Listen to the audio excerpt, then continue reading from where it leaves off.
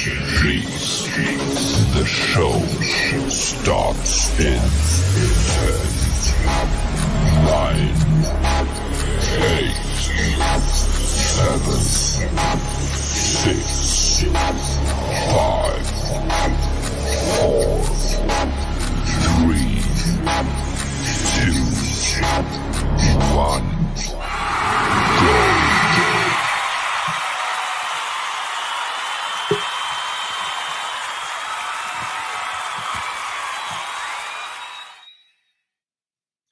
Hi, everyone. My name is Jlove, and thank you for joining us on Turning a Moment into a Movement. I represent the Justice for Gerard movement.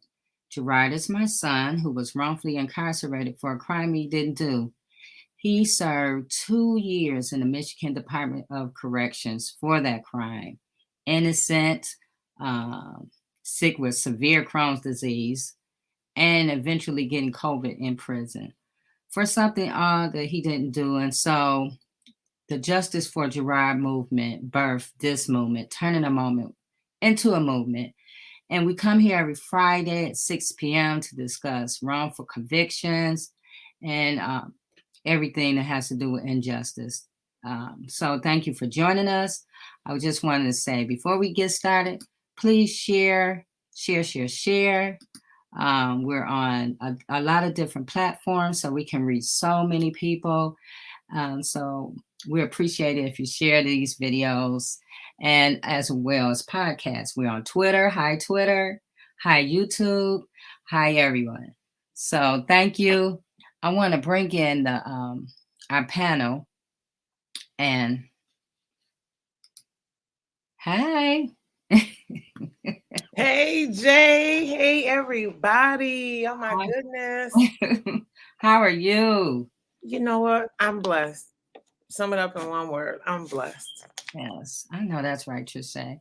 So, Trisha, Miss Duckworth, introduce yourself to everyone just in case this is their first time listening to us. All right. Well, if this is your first time, my name is Trisha Duckworth. I am the executive director and founder of Survivor Speak. And I became affiliated with the Justice for Gerard movement. Well, you know what? Actually, I became affiliated with Jlove first and watched Jay birth Justice for Gerard movement, and then birthing this movement as well. I'm just grateful to be here, grateful for the platform, because at the end of the day, we cannot be silent when it comes to injustice. Our silence, it makes us complicit. It makes us a part of the problem. And we never know. We may land in that situation one day, and then we'll want everybody to sound the alarm for us. So all we're saying is that join the movement, raise your voice, because all of our voices together, we can fight collectively for change. And I believe that anything is possible when we stand together. I believe it too, Trisha. Yep. Thank you so much. Thank you, Jay, for just allowing this amazing platform and allowing me to be a part. Oh, you're welcome. I'm so glad that you're here with me. Thank you. Hey, Dina Clark. I see Dina Clark. Hey, Dina. Always sending her love. And justice for Steph. We want him to come home soon, too. So, next. Reverend Tia. Hey, hello, everybody. Hello, Facebook and all of the other platforms, YouTube and everybody. I'm just grateful to be here today. Thank you, Jlove. And like Trisha has already stated, look, we got to know Jlove, and then we wanted to make sure we were behind her and supported her and lifted her up during this time, because right now, the serious thing is that we have over 100,000 wrongfully convicted people that are behind bars, and they do not have a voice. If not more. I know. That's just the guesstimate that they tell us. Right. That's what they've told us thus far. Right. But the thing is these people, they don't have a voice. So my name is Tia Littlejohn, and I have so blessed to be here. I am a behavioral health, have been in doing that mental health thing as a social worker and all that other stuff that goes with it for more than 20 years. I stand behind People for Justice. I walked with and still walk with Bishop Bernadette Jefferson out in Flint, fighting for the people for rights and reparations from the water crisis, the water poisoning that happened in Flint and continues to happen in other places. Yeah. And I also sit on the Network for Social Justice in Michigan platform. So, I mean, I do quite a bit. And you know what? The main thing for me is that we realize as a community that we do have power. And we have power once we first realize it and we organize and begin to speak out and educate ourselves. Exactly. And so that's why this platform is important, because once we become educated, then we can organize properly. Yes. Like Malcolm X said, if he had to do it over again, he'd educate before he organized. So I'm so glad to be here, Jay. Yes. I'm so glad you're here too. And I want to say, hey, Kenneth, who's on YouTube watching us. Hi. So next, our next panel member. That's me. Hi. Hey, hello. Hey, Allie. How are you, Allie? Doing good, doing good. And speaking of education, that is so important, educating each other, because at the end of the day, you know, what is happened does impact us. Yeah. So, you know, I thank you, Jay, and I thank the rest of you guys for just, you know, keeping me educated and having my back. Glad to be here. Introduce yourself. Tell us what you do. Yes, I work in the mental health industry, but I'm also an activist, and a lot of my work focuses on mental health as well as civil rights. And I'm also on Representative Kyra Bolton's advisory council. And yeah, just trying to continue the movement. I know, Allie. It's one day at a time. One day at a time. I'm so glad you're here. And next, last but not least, we might have to mute ourselves. So.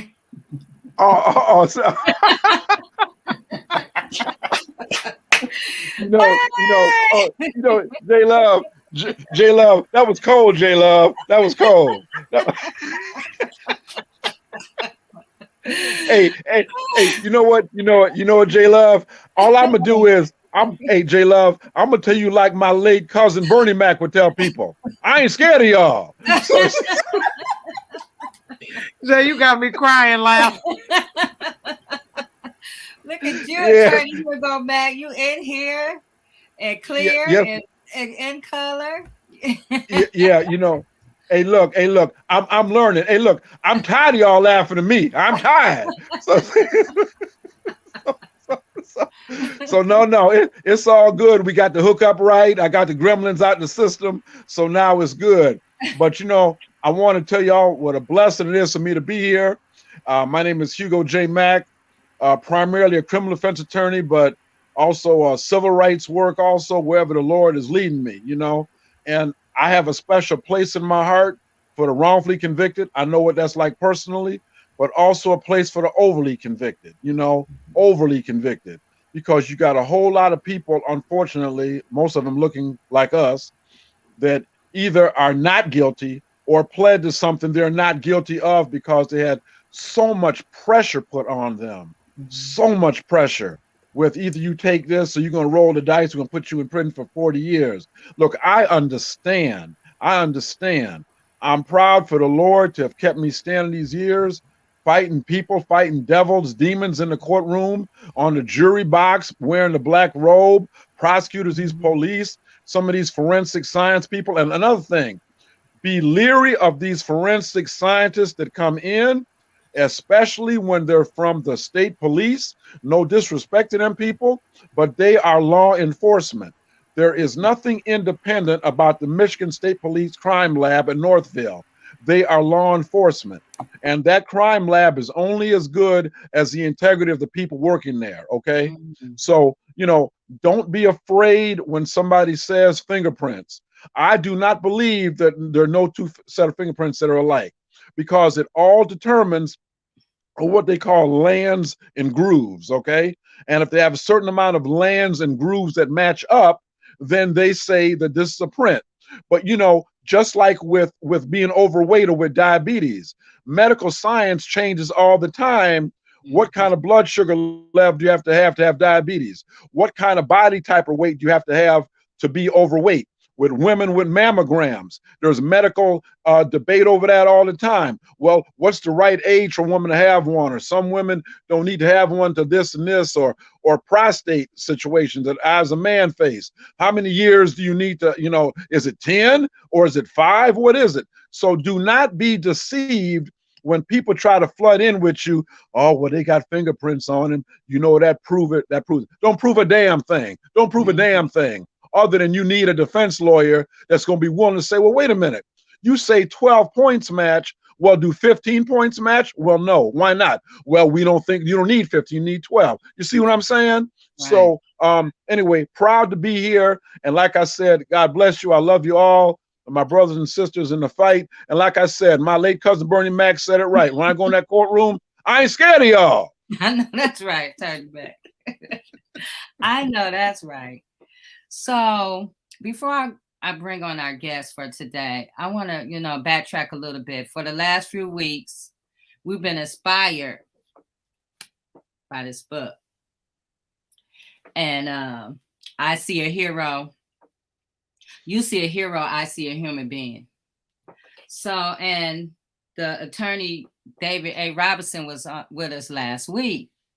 And we really, dug deep into a lot of stuff he was talking about in his book about the corruption. And then even what you're saying right now, Attorney Hugo Matt, about the crime lab.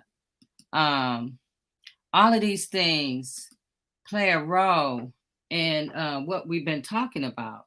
Like this summer, this what's on the screen now, this happened in Greektown, where the officer knocked out a pedestrian.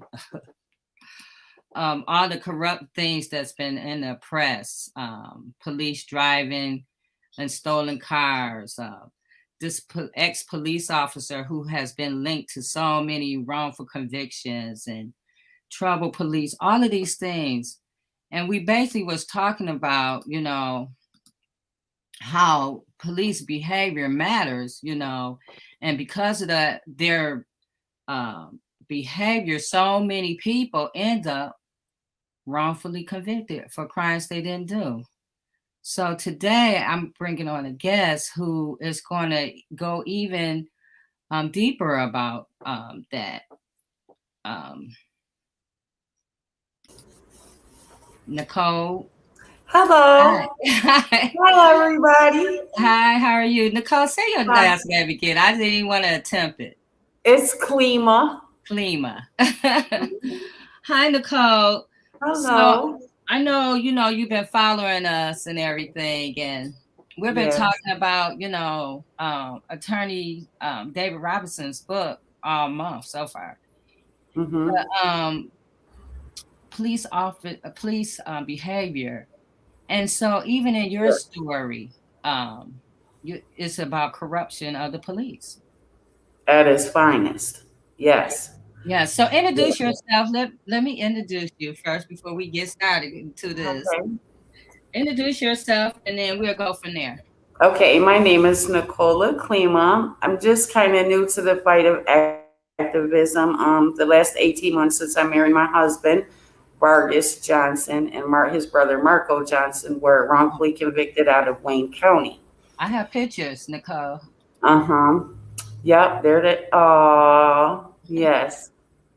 They just passed their 30 years this month. They've been in prison for 30 years.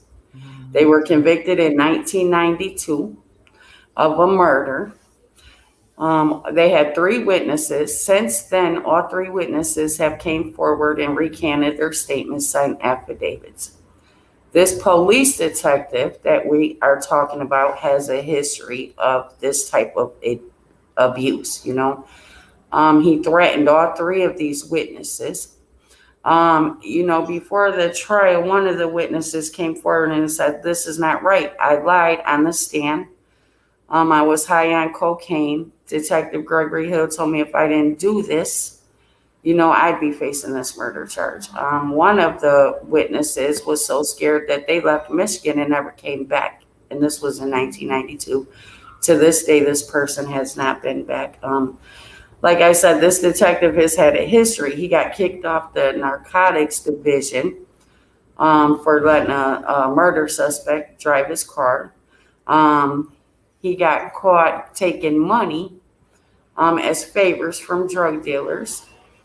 Just all sorts of misconduct. But the biggest thing, maybe about 15 years after he did this to my husband, he did this to Kevin Harrington and George Clark. They spent almost 18 years in prison. They got out last year and they are suing the city of Detroit. I believe it's for $160 million. They only got out because, this detective had passed away in 2014. His stepdaughter came forward and said, I told my father years ago, I knew who did this. I seen it, and he threatened me not to say anything. There was another witness to this across the apartment complex that also seen this. He went to her and told her if she didn't testify against Kevin Harrington and George Clark, he was going to take her children. This detective, it's like his whole 20 years that he was on the force has been this. On the nightly news program, I think maybe a month and a half ago, Kim Worthy was on there. And she said that this detective had all types of misconduct, all types of police corruption, in every case that he was involved in. Everyone should look into every case he was involved in. I agree, especially he has a history of corruption. Mm-hmm. Some exonerees just were exonerated because of his corruption. Mm-hmm. It's just it's so clear, how can these people deny anything when it comes to the police, misconduct of these officers? There was another officer in the Wayne County, one of his coworkers that sued for discrimination. It's called the DS versus Inkster Police Department. In this trial, this officer was known to lie about his education, where he got his degrees from. My question is, why was he still allowed to be on the force all of this time? But we know why, because the whole system seems to be corrupt. They don't have, they never found a gun. They never found fingerprints. Like my husband wasn't linked to any of this. And like I said, all three witnesses have came forward and recanted their statements about this detective. One of the witnesses identified my husband was in jail, arrested, and Gregory Hill had him pick out a photo, gave him a photo lineup and made him pick my husband. How is that not illegal anyway if you're already in jail and you're trying to do a police, identification? But the Court of Appeals knew something seemed wrong, so they sent it back down to Wendy Backford. And they're like, this witness is changing his testimony. He's saying he was threatened by this police officer. We want you to investigate. We think there's probable cause. Something's going on. So they sent it back down to her. And she did not do nothing about it. She didn't do nothing. She didn't ask him nothing. She did try to send him to find a third witness. And Detective Gregory Hill came back and said, I can't find him. But this judge didn't say, how did you try to find him? Did you try to call him? Did you try to go to his mother's house, his father's house, his home, his girlfriend's home? What evidence can you show us that you did try to find this witness? Because the other two now are changing their story. They're saying, listen, this ain't right. We can't do this to this man. To my husband, Vargas, and his brother, Marco.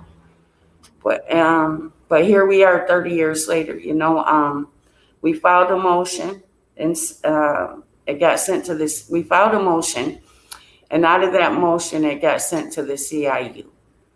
We had a court date in September, and of course the CIU asked for more time. Well, how much more time do you need? How can they even hold you when all the witnesses have recanted their statements? The prosecutor, Kim Worthy, already knows, said on national TV about this detective's misconduct. You know, what is there really to discuss? You know, we have another court date, January 18th. We're praying, you know, that they release him based on all the evidence we have, not just like these aren't our opinions. These are factual affidavits. These are factual. You didn't see my husband. No one placed my husband there. They said he was high on cocaine and didn't even know who it was. You know, yeah, and like 12 or 13 years later, they did this to Kevin Harrington and George Clark. So, and they spent almost 18 years from the same man, and only it was the bravery of his stepdaughter after he had passed to come forward, or they'd still be sitting there. Hmm. So, Attorney Hugo Mack, do you remember what year that DPD was under federal oversight? Because I know it was a case that Attorney David Robinson did that made that happen. But wasn't that in the 80s or late 80s or 90s? Yeah, because I know now when the Cheeto took office, they quashed all those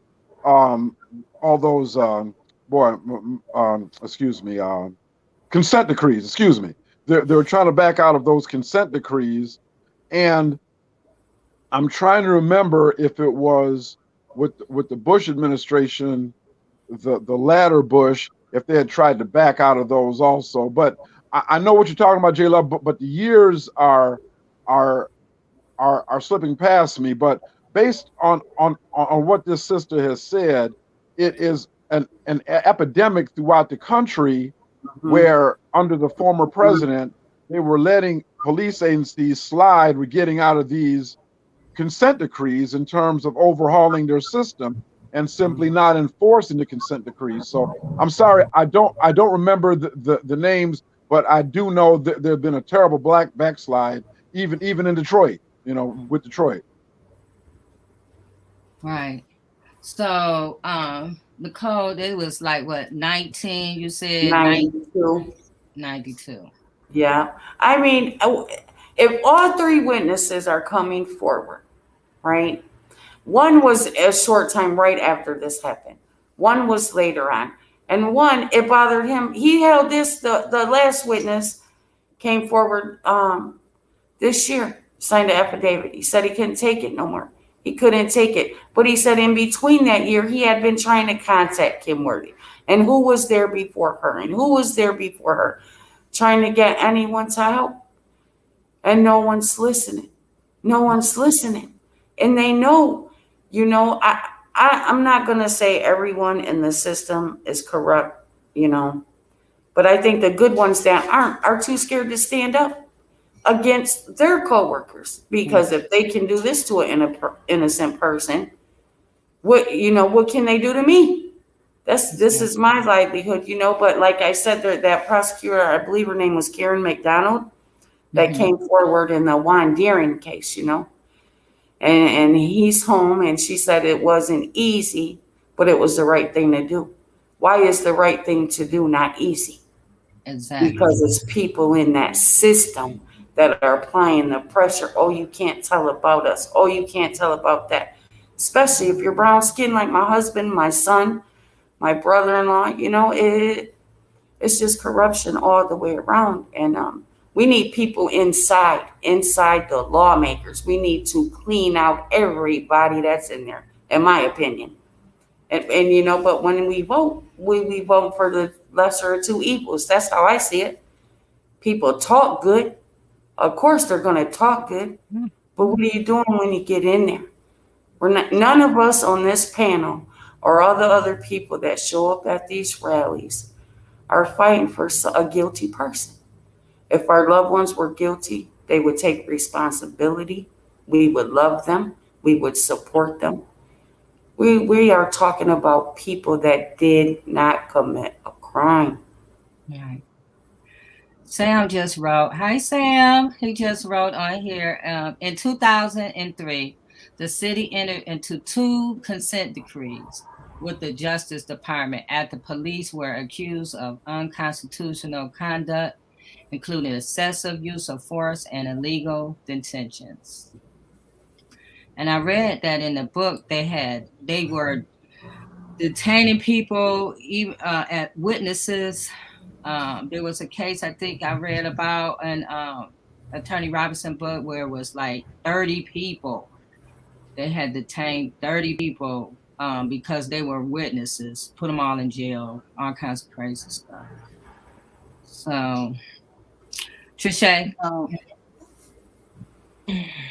You know, I guess it really, first of all, my heart goes out to you, sister. Thank you, sister. You know, and but my heart is filled with hope because I believe that there's a shift that is taking place, and I believe that we are closer to justice for a lot of our brothers and sisters that are incarcerated.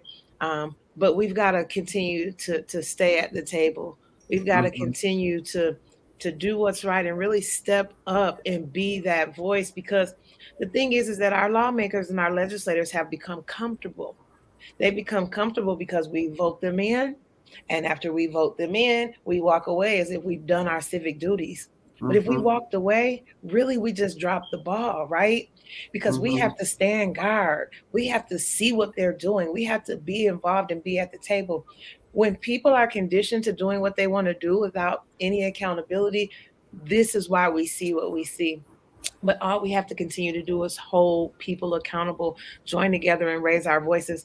I think it's absolutely insane that there's evidence there that should free them and they're not home. You know, I think about Michael Lawson, you know, same thing, you know, still fighting while his co-defendant is home. You know, all of these things where we know that people are innocent, but it takes forever to bring them home. We've got to do better. And you said something, we've got to groom people that will not waver when they get in those seats, because what happens is people get in those seats and they get sucked into the evilness and the injustice. But we've got to groom people that have righteous hearts and that will sit in those seats and that they will govern righteously. Other than that, you're going to continue to see this miscarriage of justice. We have to put people in positions of power, and we've got to support them while they're there. Exactly. That's right. Amen. That's right. Yes.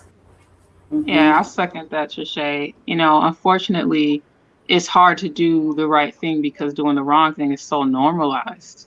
Yes. It's so normalized. You can have, we have like credible researchers have proved that at least 69% of, you know, like mistaken, it's been like at least 69% mistaken identification that's contributed to wrongful convictions. Like at least 375 wrongful convictions. Like the Innocence Project has proved that, credible resources, all of these things have proved that. And people still want to be the safe space for those who are okay with these injustices. By not speaking up, you are a safe space for these individuals and for these people in power. You allow them to fester and continue, and you allow this to grow, and you allow it to become more of a norm. So we're slowly chipping away at that and breaking that. The other day, I saw in Grand Rapids how, you know, they're clearly violating the Fourth Amendment of people, of Black people, taking pictures of people and fingerprinting people because they believe they have a probable cause. This is in their policy, the police department's policy in Grand Rapids. So you have all these things happening, but people don't want to speak up that are, you know, in office, and it's really just going to take us to break down these barriers. And I'm starting to see it, but I do want to see it more. Remember, Tia? Yeah, I think that you know, you're so right. It's holding people accountable, speaking out, and realizing that the ego trip is real. That ego trip is real, and there's a consciousness out here that says, I don't want to be wrong. Regardless of the consequence and regardless at whose expense it is, I don't want to be wrong. But we have to keep, first of all, we have to change the narrative about ourselves and know that we are not born guilty. Let's just first start off with that. People of color are not born guilty. You know, and they've done studies, and children will be young as 7 and 8 years old, believing that they are already guilty because of how society has pictured them. So we have to first know that no, we have a right to live free from police brutality, free from being wrongfully convicted. And let's settle that within ourselves. And then we have to continue to speak out and be the harassment that we have in past times received. We have to continue to knock on the door. We have to continue to lift our voice. We have to continue to nag them and to lift up the unrighteousness that it really is, and to allow people to see the evil that it is, because it is. They have to see the ugliness until they say, okay, yes, we have to let them go. It's time. Let our people go. Exactly. Yes. You know, Kim Worthy, I'm sorry. Was someone talking? Okay. Kim Worthy, as she, you know, she's, I did open the CIU, you know. Okay, you did. Okay. We're so grateful that the other families came home. We can't take that away, because out of that, they're home.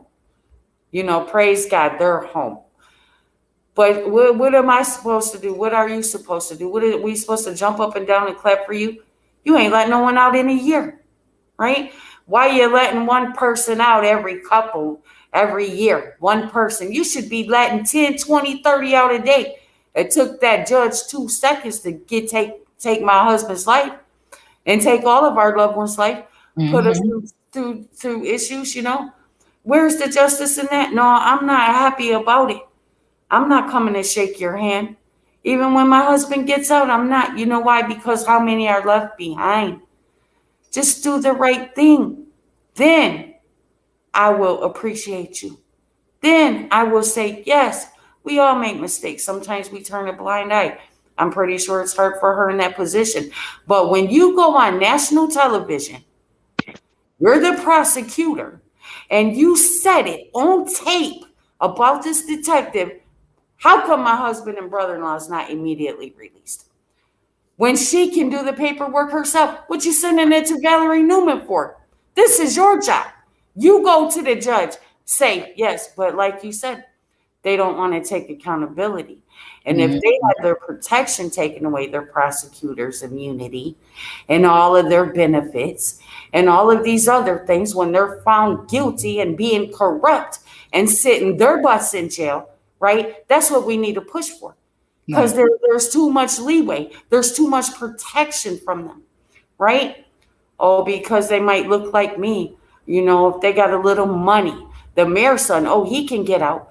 But a person of color can't even walk in a good neighborhood without what you doing in this neighborhood, because they're living better than this corrupt police officer that pulled them over. Are they not supposed to have justice? Are they not supposed to have a good life? And I am just so sick of the injustice, but it's in everywhere. It's not just in the MDOC. It's not just in the prisons all over. It's in every day-to-day life, because of the character of a person and their morals and their values. If you're not part of the solution, in my eyes, you're part of the problem. No matter what situation you're dealing in, whether it's right or wrong, you got to speak up. Even if it's your best friend. Yeah. You know, that's kind of wrong. Maybe you couldn't, but we don't get that. We don't have that luxury. A luxury that is our rights as human beings, to not be wrongfully convicted, to not be killed because of a person's skin color. Right. We don't have that right. Right. And we pay these people, and they come to work with their biases and their racism and then they bring it onto the streets and then the courthouse. But then we watched the what's his name, Rittenhouse trial, and they're like deliberately trying to set this kid free. Yes. And then you look at the Ahmaud Arbery trial, and they're deliberately trying to keep the black pastors out, and you know, but they killed the black kid. I mean, you know, these. You know, it's ridiculous. A person like me, right? Something happens. I'm a terrorist because of what I have on my head, right? A black man in a nice neighborhood driving a nice car wearing a suit. Oh, they got to be a drug dealer, right? But when a white kid goes into Sandy Hook High School and kills people, or a white kid goes into a black church and kills people, oh my goodness, they got mental illness. Oh my goodness, it's just mental illness. It's their childhood. Are we not all human beings? Right? Why does that only go for the white person? Right? Why is the excuse always for that? Right? And then people, you know, that are in the system, maybe of color, right? They're getting corrupt by that too, right? That mentality. That's right. How do you have that mentality? How would I, just because I'm white? I don't have that mentality. How are you getting that mentality? That's what we need to ask ourselves, right? We need to do better. We need to do better. Yeah, we get in these positions and we fall right into the culture. We fall right into the trap.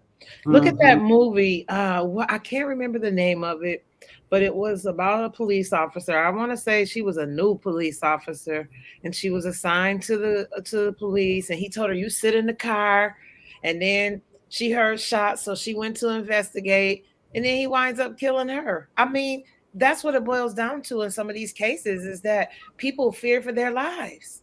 Like, that's real too. Like, this thing is so deep, and I just don't think that we understand the severity of it, because when we come to advocate, we're so polite. Yes. We're so polite and just polite. Oh my goodness. And you know, I heard this man, elderly gentleman, he used to be a Black Panther. Shout out to Mr. Blair Anderson. He told me, he said, look, politics ain't polite. He said, when you go in there, you give them hell and you do it good. And I thought about that, and I'm like, man, because people be like, oh my God, you're so aggressive, you're so this and that. It's like, no, but how do you say, get your knee out my neck? Oh, excuse me. Please stop killing me. Right. Please stop. Please let our loved ones out. Like, if that worked, our loved ones would be home right now. If that worked, we would see justice. So obviously, we can't continue to do the same things that we've been doing and think that we get results, because we got a prosecutor, just like you said, in Wayne County, that will go on national television and act like the savior, right? And they let one person out in a year. When you are the perpetuator of injustice. And that's just what it is. That's what it is. Yes. You know, I seen the comments. Someone said this isn't a race color or game color or something like that. No, this is not about color. But you know what? The facts are the facts. And I'm sorry. I know the facts as a white person. I know the facts of my son with a brown skin. I know the facts with this on my hijab. And I know the facts of just human decency, right? And there's corruption from that mentality when you're young, right? How you're raised or what you see or the effects that's been brought up on you, right? And you're crying out for justice in any type of form, and you don't get it. What does that do to you? Right. 30 years, my husband still sits. He sits. I want to ask the attorney something. How could he still be sitting in there? And all three prosecution witnesses have came forward, signed affidavits, recanted their testimony. Yeah, easy. It's called malaise. You know, the courts are never going to voluntarily want to take another case on their caseload. And unless they are forced to do it, somebody pushes them to do it, it will be malaise. And I'm gonna say this. It is so important, and I'm gonna preach on this as long as God gives me breath in my body. To people who are qualified for a position, do not be dissuaded because somebody going to talk about you, especially because you're a Christian. Look what they did to Jesus. Do not be dissuaded if you say, I ain't got the money these people got. I was in a campaign where my opponents had not tens of thousands, but hundreds of thousands of dollars, hundreds of thousands compared to my 10,000. I'm not saying that to pat myself on the back. I'm saying you can make a difference. Get involved in the fight. You can make a difference. If it don't be for somebody willing to get up, who is from the underclass, the look down on, the people that people snicker at, you got a lot of issues that don't even get debated. I remember Al Sharpton said one time when somebody was saying, "Oh, you ran for president, you don't hardly get no votes." I said, look here, if I hadn't run for president, you wouldn't have had the discussion about racism in the police department. You wouldn't have had the discussion about black people getting run over, black people getting sent to prison wrong. That wouldn't even been on the table if that man hadn't run for office. So I guess I'm encouraging the sister right here, and you say, how can it happen? Malaise. But it will stop happening when people stand up enough and become an irritant. You say, well, I didn't win the election. You won the cause. You won the cause. Elections come and go. The cause is what's important. I'm just a soldier. I might lose my life on the battlefield. Any of us might, but the cause will win. Yes. Right. And also we do have race matters.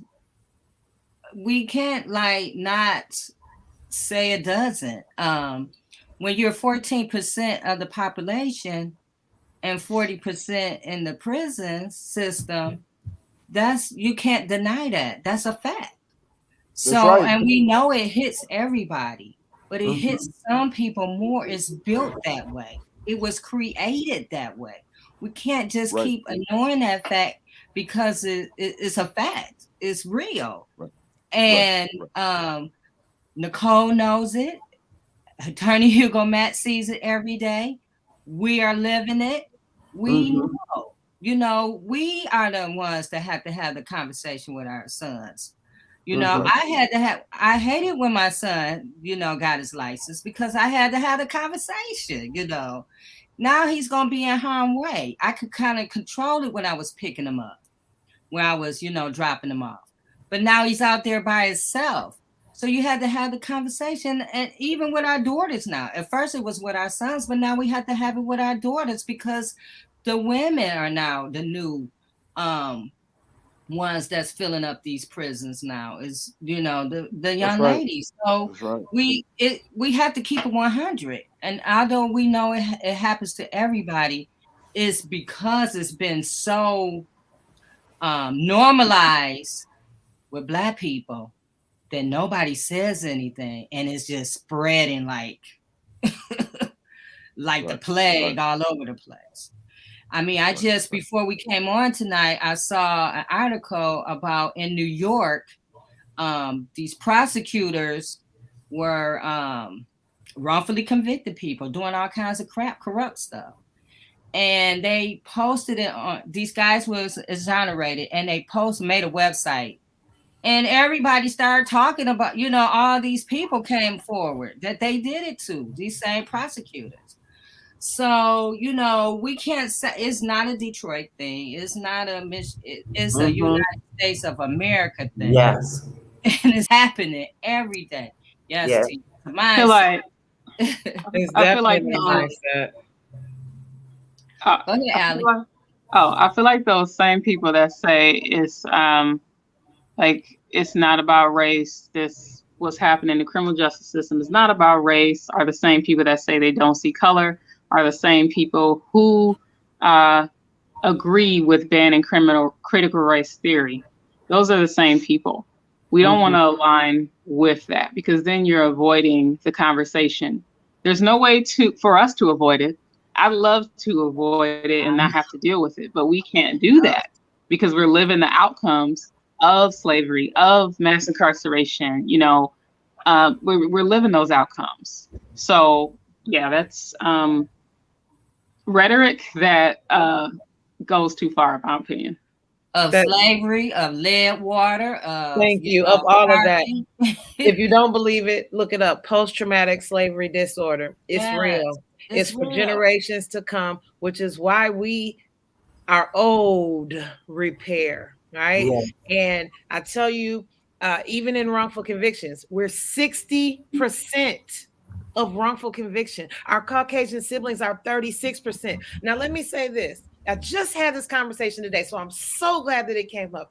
I was talking to one of our Caucasian siblings, and that's what I call every white person, because we are all brothers and sisters, okay?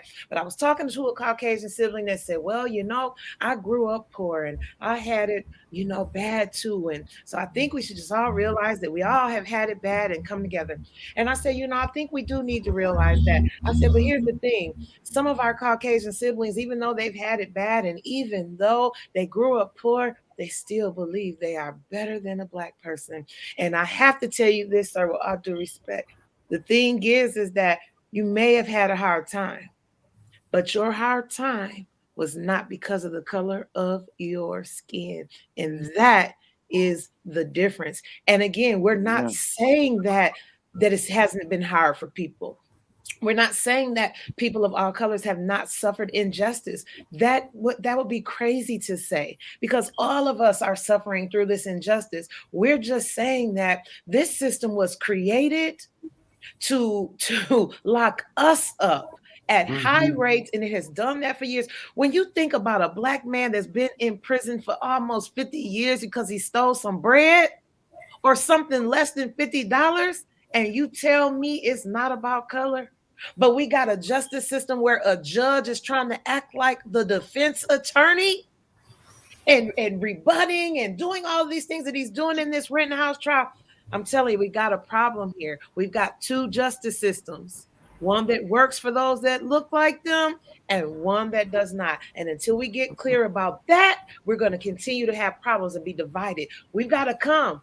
If we get justice as Black people, guess what that means? You get justice too. And so there it is. Yes, we all get justice. Amen. Amen. Go ahead, Reverend T. Yes, indeed. Yes, indeed. You know, because this is not just a one-sided issue. See, this is a defense. I'm saying we got to have defense on all sides. You know, if you're playing in a basketball game and you got to play defense, or if you got to do a full court press, you need defense everywhere. Okay, not just in one area. And so what we're saying is that we have to have defense up against these issues on all sides. What does that mean? That means to question yourself. What are you saying yes to? What have you agreed to? Because sometimes within our own community, we are walking dead. We are dead to the issues. We are not awake, and we are saying yes because we are silent. We're saying it's okay. Why? Because we listen to the music. We listen to the music that says that agrees with the narrative. We'll listen to the music that restates it all the time. We look at the TV and the same thing, the television, the movies. We'll listen to the music. It's time for us to take a stance in all areas and defend your home. Defend your community. Shift your gaze to where you want to be.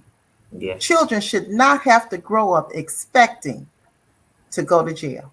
But it's people like my color that need to be, that's in them legislations, that's in the mayors, that's wherever any type of power recognition is, that they can use their platform, right? They try to pacify us. You want to go into a meeting? Okay, come on, sure, we'll talk to you. What are they doing? Trying to pacify us. No, you can't pacify me no more, right? You can't pacify anyone who is suffering for injustice. We're not going to have that no more. We're not going to listen to that no more. Now we're going to demand some things. And first one is our respect as human beings, our freedom. That's what we're fighting for. And we're not going to stop. We're not going to go away. And we're not going to be like, oh, okay, well, maybe if someone else gets in there. No, there's people in them offices that need to stand up and do the right thing against the corruption of their own political parties or whatever they're involved in. Exactly. That's right. Kenneth Powell said the criminal justice system is corrupt from the top to the bottom, starting from the release of the enslaved, copper-colored superior people of this planet. You know, and Jlove, can I quote somebody here for a minute? Yeah, go ahead. You know, I heard a man by the name of Stevie Wonder say one time, "We sick and tired of hearing your song about you going to change right from wrong. If you really want to know the truth, you haven't done nothing." And the thing that I'm saying is, particularly for people who get into office, who come into our communities, our neighborhoods, and say they believe in us, they're for us, then show me that you are going to actively change things. Show me that when I put a person as president, when I put a person as Speaker of the House, when I put a person as head of the Senate from the same party, show me how you will use your power to enforce a Voting Rights Act. Show me how you're going to use your power to enforce stopping qualified immunity. Show me that. Because if you are coming into my community making all these promises and you're in there and you don't show it, you say vote for us, we're unified, then Stevie Wonder is right. You haven't done nothing. That's right. That's just what it is. You know, and you know what is so sad about these wrongful convictions? Families get tired. Some families give up. They lose hope. My husband went 17 years without a visit, you guys. Wow. 17 years without a visit. Not because his family didn't love him, right? Not because they didn't support him. But life goes on. They lose hope. They tried. They fought. It's going to every door. The door's not opening. It's like steel because of the corruption, you know? And we just, we just thank God right now that we're here in this place. We know everything's in God's time, but we battle on, you know? And as families, we need to lean on each other. So when there are family members that get tired, the other ones can pick it up. Because leaving our loved ones in there, it does a lot of things to their mental, stability, and when people, another thing I think families don't realize is that when our brothers and sisters come home, our husbands, wives, daughters, they think they're going to be that same person that left, but they're not. Because no one in prison, whether you're wrongfully convicted or caught a little drug, whatever, you're not going to come out unscathed. You're not. And you need to be ready to handle the mentality and the issues that you're going to have to put in to try to understand and heal them. They have been, the prisons, what reform do they say? Prison reform. No, prison's designed to break you, to break families. And that's what they try to do every single day, from the cost of the phones to the J-pays, to the COVID visits, to this, to that. Gretchen Whitmer, we can't go on a visit and sit next to our loved ones with the mask on, right? But she was just at the Michigan State game with Dana Nessel and their kids hugging each other and holding hands, and I got a picture to prove it. And Dana Nessel was drunk. Yeah. But these are the people trying to represent us. These are the people trying to represent us.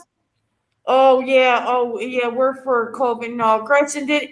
That rally in Lansing, these people just think we scream and yell, It should have been hundreds of thousands at every rally we go to make them come out and see us.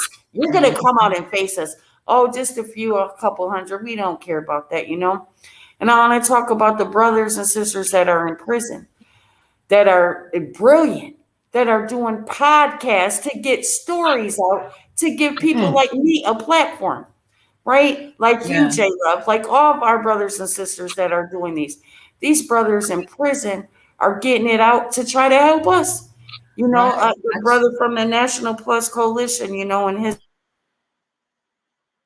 his wife had gave me an opportunity to help tell my story along with many others. We're a community and we need to all show up. Like you said, we need a movement. And I'm talking about hundreds and thousands of people in every state coming out at the same time and getting it in. And we're not going to go nowhere. We're not going to go nowhere. I'm not going to be silent anymore for my loved ones. I'm not going to be silent for your loved one. I know. That's No, right. yeah. I know. I was on a live with Lisa Riley yesterday, and the young man who was on there, he was trying to give me his phone number to call. I was like, they're, and he's, wrongfully convicted. Yes. And so if they're fighting in there, what is we doing? Right. Right. What's holding us up? These Right. are our loved ones. Yes. You know what's holding us up, Jay? I gotta say this because my sister said it earlier. She said, she brought up God. And we will God folks and Jesus folks to death and sit silent as a church mouse, right? We waiting on God, but God waiting on us. Yes. There's no way that God could give each and every one of us everything that we need on the inside of us before we ever come into this earth. There'd be no reason for us to have all of these gifts and these talents if we were not supposed to use them. I'll tell you, there are 7 systems in this earth, and I'm not going to name them. I'm not going to get, but what I'm saying is, if you're a Christian, you're supposed to be affecting every one of those areas. Government, arts and entertainment. Like, you're supposed to be out of them 4 walls and doing something. We have locked ourselves away in the church, which to me is the biggest trick of the enemy, because it's got us not standing guard. How you going to have dominion over the earth and you hiding in a building somewhere? Come out of that building. When you get up off of your knees praying, it's time to do something. I'm not knocking people that pray, because the Bible says men should always pray. But after you pray, you got to put something with it, because baby, faith without works is dead. And again, if you waiting on God, God waiting on you to get up and get busy and use every tool that he put inside of you for this fight. Yeah, Fannie Lou right. Hamer said, Absolutely. Fannie Lou Hamer said you could pray till you faint, but God's not gonna put it in your lap. You know what I'm saying? You got to get up and go get it.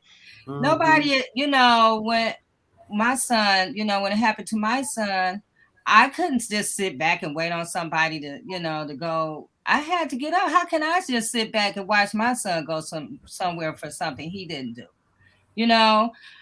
I'm a Christian. My father was a Baptist minister, pastor. You know what I'm saying? But still, he was, part of change. He came here for a change, so how can I sit back and not, be effective for change? How do we sit back and not, until it happens to you? And then the phone's ringing. They want Attorney Hugo Matt number. They want your number, Trisha. They want Reverend Tia, Allie. They want your number. But we supposed to be activated before it happens to us. We don't want proactive, not reactive. We have to be proactive. That's right. Yes. That's how true change happens. Just being active. And that's how it consistently like, if we want to see the right changes be in place for a long time, for decades to come, we have to be active all the time. You can't want a solution that is, if you want a solution that is, going to stay around a long time, you have to act in this same way. Like, you can't just want something and not give into it. Right. They got to put in the work. And as activists, we all do. Anyone affected by injustice, we all do. That's a full-time job. We live it. That's our life 24/7. Can't get no sleep because your mind keeps going. How am I going to do this? How am I going to do that? I went to this person a roadblock, went to that person a roadblock, went to this person, think they're going to help, and they're like the first two. What do? So we just got to keep going. And it's follow the path of God, get strength, lean on each other, and know, that this is a real issue in this country. Right. This is a real issue, and it don't matter your race, your religion. It doesn't matter about any of that. It matters about, like I said, right is right and wrong is wrong. And we need people to stand up who have that character within them to say, we're not taking it no more. Mm-hmm. We're united as one. You're not going to divide us no more. You have been dividing us for too long. Too long. People have suffered. We're not going to be divided in this activism no more. Not just for wrongfully convicted, but any type of justice. Right. I'll be there. Somebody needs me, calls me, Nicole, I'm going to be here. You coming? I'll be there. If I can be there, yeah, for sure. Because that's what it is. That's what it is. I can't pick and choose. We don't have the luxury to pick and choose. Can we get some rest? No, we can't. Why? Can we go on vacations and enjoy ourselves when our loved ones are locked up or have passed away or in the hospital because of police brutality? No. What do we get? It's a lifelong injury. That's what it is. And it doesn't stop when you walk out of them doors. So-called you're free. It's a lifelong injury. And we have to help those. And the change that we seek is seeking us. You know what I'm saying? And that means we have to get up and get the moving. We can't just sit down and think change is going to come knocking on the door. Mm-hmm. No, change finds you when you start getting up and go get it. Yes. So, we have to invest in each other. Like, if we invested in the community, we simultaneously invest in each other. I'm a strong believer in good karma and good things happening to people, that those that put out good things in the world get good things back. Imagine if the whole community did that. Imagine if Detroit as a whole did that.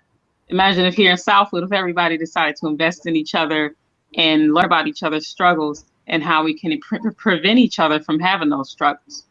We would have everything we ever wanted. Right. Yes. Because we all in this together. Trisha, before you leave, you got something? You all in my spirit, because I was going to say, I just want to say something right quick. But I just want us to, even in the midst of all of this darkness and all of this injustice, I don't know who said it. There is light at the end of the tunnel. Guess where the light is? It's inside of you. Mm-hmm. It's inside of me. It's inside of all of us. So I declare that we all shine our lights as bright as we can. Because I'm going to tell you something. I don't care how dark of a hole you are in. When you see that light, it gives you something to keep fighting for, something to keep reaching for. We've got to be the battery in the back of our siblings that are incarcerated, because they lose hope.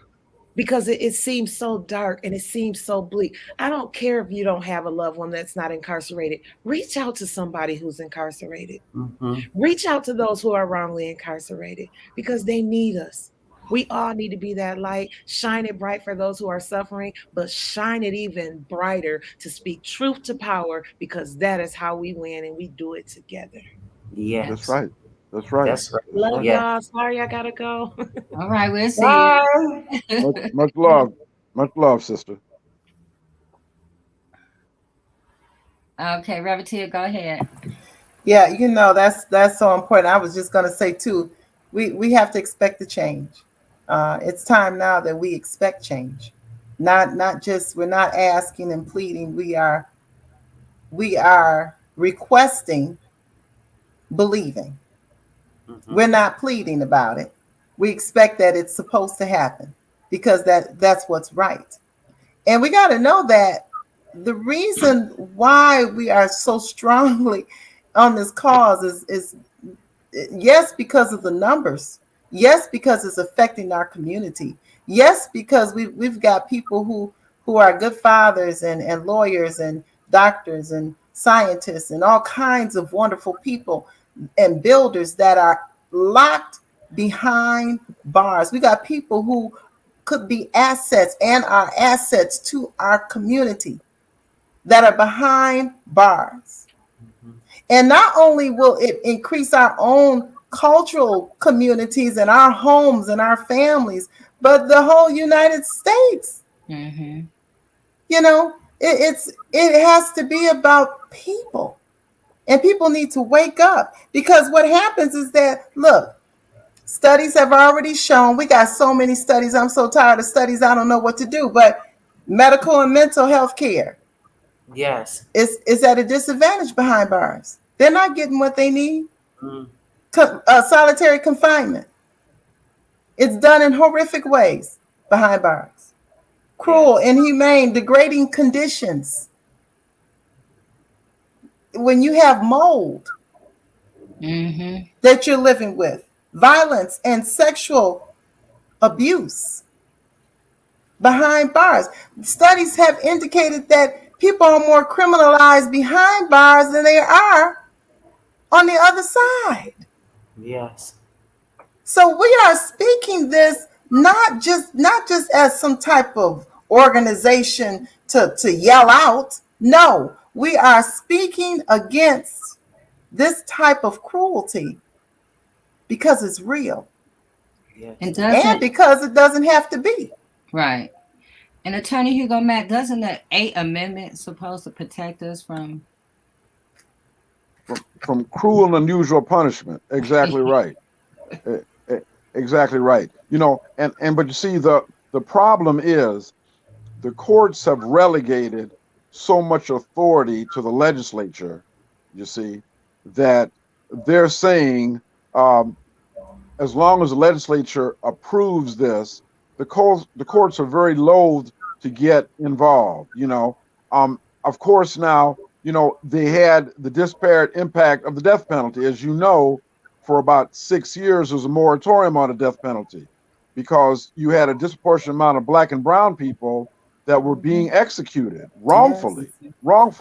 But once again, with the change in politics, you know, the change in laws, the courts backed away again. So, well, excuse me, I don't want to get too much on a soapbox here, but you know, it's so interesting how people argue states' rights. You know, when they talk about states have the right to enact legislation and the federal government, we don't want Big Brother in our midst. Well, you know what?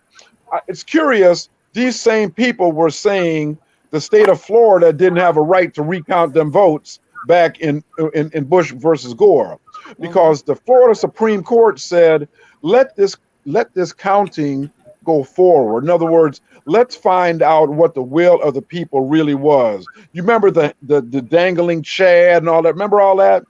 There's no doubt in my mind that had those votes been continued to properly be counted, Al Gore would have been the president, not George Bush. Don't tell me that there weren't 535 people in Florida that would have voted for, that probably voted for Al Gore, that, you know, they just disappeared off the face of the map. That was 535 votes out of a state that has like 12 million people.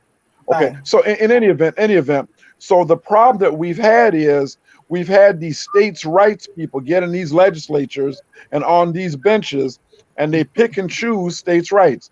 Any case that says, court that says, well, the legislature says you can put somebody in prison for life without any possibility of parole, any chance of a reprieve, that's cruel and unusual punishment, because nobody is beyond redemption. Nobody. And if you are beyond redemption, then prove it to me by your conduct. But you're not going to prove it to me by somebody telling me when you're 18 or 19 years old, you spend the rest of your life in prison. Have a good day. Yes. You're right. Yeah, you know what? It's knowing when did they start that states' rights stuff. You got to know when that crap started. When did they start looking at states' rights? So the states' rights started. Why? Because they wanted to count the African votes. Remember? Come on, read your history. Yeah. History. Yeah.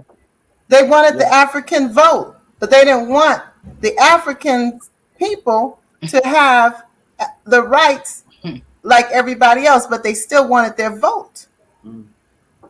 That they argued over that. And then they decided we're going to let the states. We're going to give it to the states. Right. Check that out. Just check out all the issues that came along with the states. The state right started also into the discipline, because at first there was a federal involvement when people went after and were killing some of the Africans who were set free. So when you know that was first, the federal was involved at first. Then they said, we don't want you involved. We want each state to decide what's going to happen. And then that's when Jim Crow came along. Know your history. Right. And I'm saying this because this is this platform. We have to know how things evolved. And here we are, all these years later, and we still got to deal with this state's issue because no one wants to get involved and do the right thing. Correct. And I just want to add this one briefly, Jlove, according to what my sister said, backing up what she said, because even with women's health issues now, it's like, well, let's leave that up to the state. What a woman can do if she finds herself in a particular medical situation, leave it up to the states. See, they want states' rights for that. See what I'm saying? They want states' rights for that. In terms of qualified immunity, well, that's a states' rights issue. Let's let them do it. In terms of uniform police conduct, that we're all police officers throughout the country will be held to a same standard. Well, no, we ain't got no right to tell the states what to do. That's a states' rights issue. See, so they pick and choose what they want to argue as a states' rights issue, and then when it suits them, want to talk about federal government, get involved. So it's sinister, and it's more than sinister. It's evil. It's evil in its purest, unadulterated form. And shame on anybody. I'm going to say it. Yeah, I'm going to say it. Shame on anybody who call themselves a Christian who going to line up and say it's okay to stand on states' rights, and you killing people. You killing people, and you got the nerve to wrap yourself in the flag. Hey, I'm going to quote my good friend Sam Riddle. What the hell? I know that's right. I know that's right. I don't know if Sam's still out here, but I know that's right. Somebody just posted each state is actually a country. But, that's when they don't want to take responsibility on, so they throw it to the state instead of standing up on precedent, So this is very a great conversation. Nicole, you're also advocating for your son as well. I am. My son was sentenced in 2010 out of Jackson County, 12 to 20 years for armed robbery for $200 worth of marijuana that he never had. Of course, the person that had the weed was a different color skin than him. And I know they say it's not a race thing, but I'm from Jackson County, and it is nothing but racism in this county. And that's all over, And he the supposedly, victims of my son, they tried to run my son over and he shot him. He got 5 to 10 years for that. Great bodily harm, less than murder. He'd have been out. No parole, no nothing. But they gave him 12 to 20 years for $200 worth of weed. That's legal right now. When they first gave him a larceny, he was going to take it. Then he took a plea deal. They gave him a plea deal, Attorney Hugo, for 9 to 15 for the armed robbery charge. So he said, okay, I'm going to take the plea deal. Everything, how you sign it, you go through all that. Well, the day of his sentence, the judge said, no, I don't think I want to do that. I'm going to give you 12 to 20. So they didn't even honor the plea deal that he pleaded to. And we knew we couldn't go to trial. We knew it, not in this county, because he was facing 20 to 40. And my son told me there are so many boys of his color with the same exact charge that's doing 20 to 40 years for some marijuana. That is insane. That is ridiculous. And that is sickening. It is sickening that these judges can do that. Over sentence you, not keep up with their agreements. It is just the corruption itself is sickening. I fought and I fought and I fought. I almost went to jail so many times. I went and seen that a judge over and over and over and over till they knew. They seen me coming. You're going to go to jail. He ain't going to see you. Okay, he don't have to see me, but I want him to hear me. I'm not going nowhere. This is ridiculous. This is ridiculous. It happens every day. Every day. Every day. 12 to 20 years and 20 to 40 years for drugs, marijuana that's legal. It's ridiculous. And the boy, let me tell you about the white boy. And I'm just going to say it. They had the drugs on him. They let him go. No issue. This white boy got caught with some kilos of cocaine. 6 months later, did he get locked up at all? No. Did he get caught twice with cocaine? No. 3 times. Did he get locked up at all? No. What is wrong with this system? You let this white boy go, and he's got cocaine on him 3 times, and you lock my son up 12 to 20 years for the color of his skin for some weed, $200 worth of weed that he never had. And the police detective, I will give it to the police department, this one detective, because as far as the shooting went, they said he fought for my son not to even get charged with that because he said it was self-defense. But did this crooked judge, Thomas Wilson, even listen to that? Nope. You see what I mean? So when someone does try to do the right thing in a corrupt system, they don't get listened to. They get override.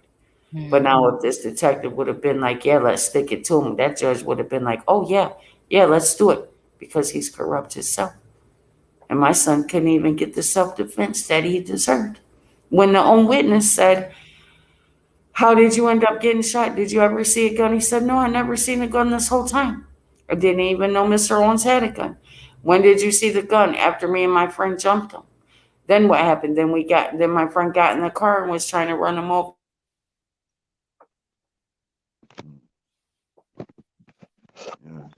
Nicole, something happened to your sound, but I just want to ask Attorney Hugo Mack, because Nicole, I think she's frozen or something happened to her sound. But Attorney, was it when the marijuana thing passed, laws passed, wasn't they supposed to do something about that, correct those? Oh, yeah. You know what's happened is. I'm sorry, I don't know what happened. I'm so sorry. No, I think it was my son calling. Yeah, but like when they asked this victim, how did you get shot? How did Mr. Owens shoot you? He said, well, I hit him, and Mr. Owens was backing away leaving. Mr. Owens told me don't take another step closer to me because I'm going to shoot you. But they're in a big field. Now imagine like a big, like open field, right? And so my son, what happened next? I stepped forward to hit Mr. Owens again. What happened? Then he shot me. So you couldn't been too scared. My son gave you, don't come near me. By this victim's own testimony, he tried to leave. My son tried to leave. He wanted.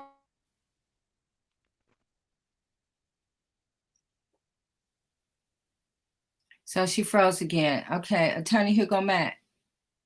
Well, the thing of it is, every law that is passed is presumed to be prospective only. Okay. In other words, from this time forward. All right. Very few laws are ever passed retroactively. Okay. So in the case of somebody who's got, let's say, in for an offense that is now legalized, that doesn't wipe out the conviction, but it certainly works with prosecutors and parole boards and probation officers to say, look, this is unfair to keep me in beyond the minimum. You know what I'm saying?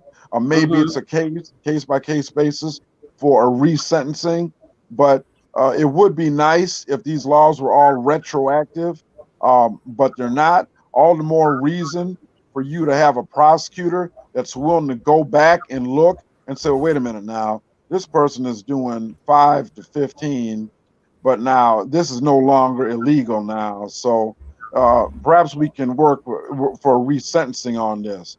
But unfortunately, there's no retroactive mandate in any of the legislature that I've read. We tried that and got shot down every time. We got so much just threatened. If you try to come back and get resentenced, we can even give you more time for armor. Well, yeah. Wow. Yeah. You know, they just such corruption. It's just like, just like he comes up for parole next year, but he needs classes. Now, I don't understand this with the MDOC. They've been flopping people, not letting them come home because they need like drug classes or whatever kind of classes, right? Why are you giving these classes to these men or women at the end of their sentence? Shouldn't you provide that to them at the beginning when they come in prison? So if they do got drug addiction problems, you could help them through it. If they do have psychological problems, you can help them through it. Any type of emotional problems or whatever they need, why the heck do you wait until they leave instead of offering it to them in the beginning so they can be better people, to have a better system? And then you're not going to offer the classes, but then you deny them parole because of your negligence that you won't offer them. But he could get transferred to somewhere that has them. Oh, we don't do transfer. That's garbage. They've been doing transfer since day one of COVID because I live out by the Jackson prisons. And as soon as COVID hit, they've been doing transfers. Being transferred. I'm seeing it. And matter of fact, coming from Jackson and moving to Detroit, I seen 3 different correctional facility vans with inmates in it transferring. So that's a bunch of garbage too. So you can't win. It seems like you can't win. Yeah, they make it sound good when they passing these new laws. It's gonna sound real good. We're gonna have marijuana. It's gonna be legal, and we're gonna, pass the law so people could, change these sentences, and nothing happens. People are sitting waiting to come home. It's legal now, and nothing is happening. So it's almost our time. Revertier, no, Nicole first. Yeah. Do you want to leave us with anything? I do. If anyone wants to really read my husband and brother-in-law's case, they've been featured in The Voice of Detroit last year. But Jay, I just want to thank you and Reverend Tia and Attorney Hugo Mack, Trisha, all the people that has came into our lives to help us, that care, to give us a platform, and we stand with those too. We stand with all of you and all of the voices that are unknown. I look for them voices to be a voice for someone that doesn't have a voice or who has lost family members, and we just believe and trust in God, and we just fight on, and we just have to do the right thing, all of us, and we just have to join together and be united against any type of corruption, no matter where it's at and who's causing it. We need to get these people out of office. We need to get them out. We need to readjust the whole Constitution, if you ask me, because look who wrote that. Look what time it was back then. Times have changed. We don't live by that standard no more. That don't apply to us. And not one person should be wanting that to apply in so many ways to us, It's just a change. They say a change is coming. It's coming, but we need to, like you said, put in the effort. Get out there. Be about it. Not take, you're not going to pacify me. These lawmakers, Kim Worthy, none of them. I'm not going to go nowhere.